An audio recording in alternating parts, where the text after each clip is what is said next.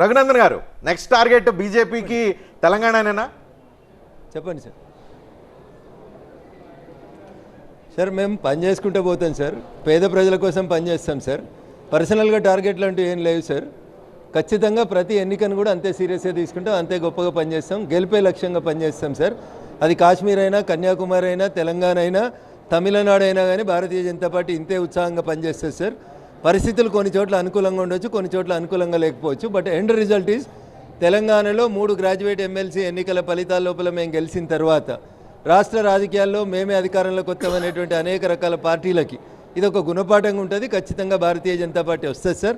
ఎందుకంటే జనాభాలో 50% కంటే ఎక్కువ ఉన్న బీసీలలో 10% బీసీ రిజర్వేషన్ని తగ్గించి ముస్లింలకు రిజర్వేషన్ ఇవ్వాలని చెప్పి ఈ రాష్ట్ర ప్రభుత్వం కాంగ్రెస్ పార్టీ చేస్తున్న కుట్రని నిలువరించగలిగేది, నిలబడేది, కొట్లాడేది, ఆపగలిగే శక్తి ఉన్నటువంటి పార్టీ భారతీయ జనతా పార్టీ. కాబట్టి ఖచ్చితంగా నిలబడతాం సార్, దాన్ని ఆపుతాం. అట్లాంటి రిజర్వేషన్స్ని, మతపరమైనటువంటి రిజర్వేషన్స్ని ఈ దేశంలో అమలు కాకుండా చూడాల్సిన బాధ్యత మా మీద ఉంది, చూస్తాం సార్.